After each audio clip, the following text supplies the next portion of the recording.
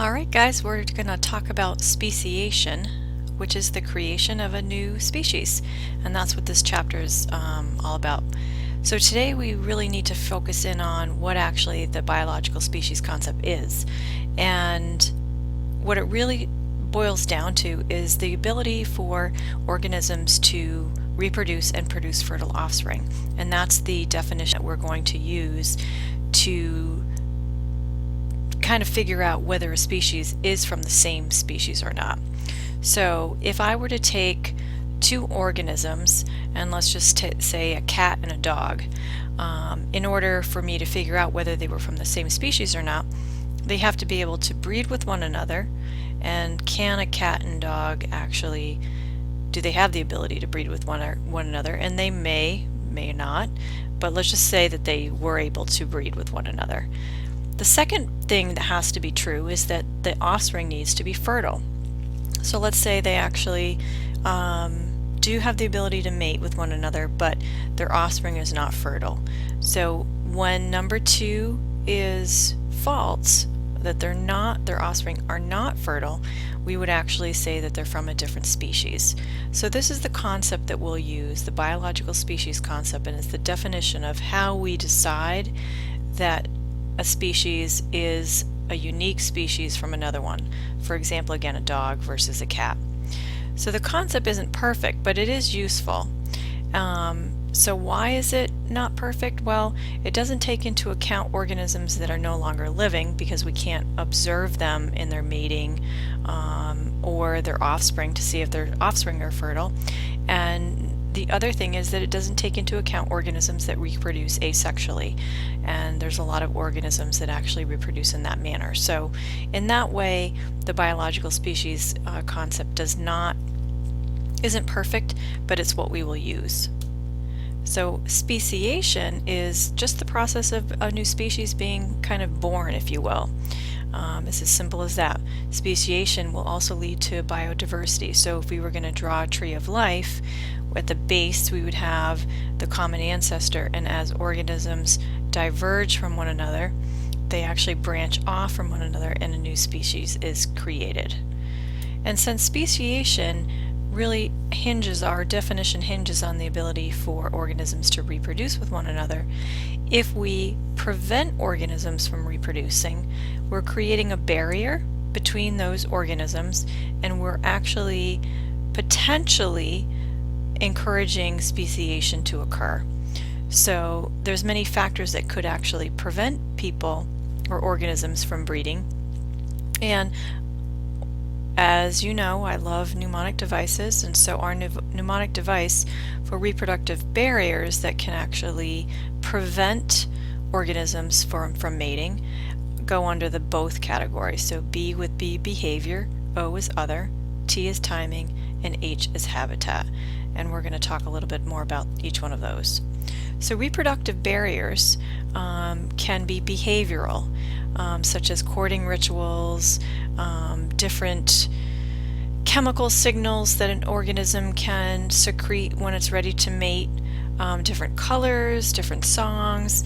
And when you guys did your dating game that was for homework the other day, you actually found that some animals have pretty elaborate dating, if you will, rituals, or courting rituals.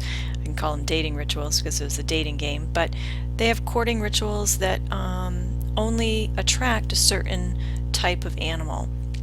And in this picture, this is a courting ritual that's going on, and one particular animal might look at that and go, wow, that's great, I want to mate with that other organism, and then another one might not even be interested, and the other one that's not interested is likely from another species. Another reproductive barrier goes under the O, or other. It's when the reproductive organs are incompatible or the offspring are sterile. So when we have a lion and a tiger mating, they produce a liger. So they are able to reproduce, but their offspring are not fertile. So a liger is not able to have babies. So we know that a lion and a tiger must be from a different species. So if we look at this flowers have reproductive structures, or actually are the reproductive structure of the plant. And so what kind of insect do you think here would be able to fertilize this plant?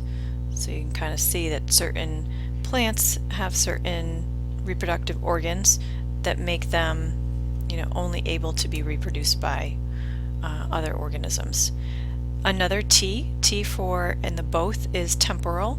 Temporal is a fancy word for time, and that's when different organisms will mate at different times.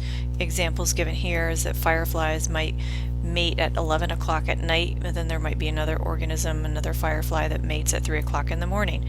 So if the time is different from the reproduction or interested in mating, they're actually going to only reproduce with organisms that mate at that time. Different organisms here are pine trees, where one might release its pollen in the spring and another one might release its pollen in the fall. So creating some reproductive barriers because the time that they reproduce is different. Ecological, or habitat, H for habitat, is when you have, let's say, a tree. In one tree, they're living actually in the same area, okay?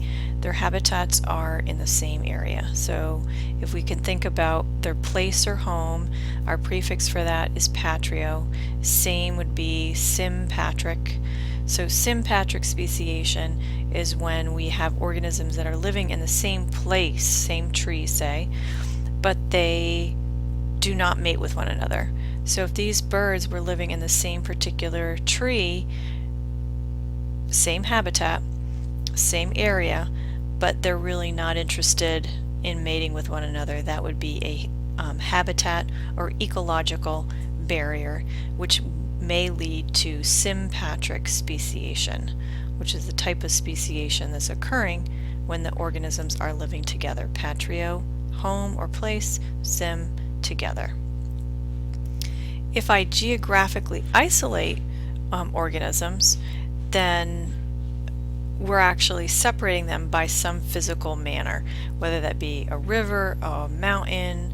It could really just be about anything.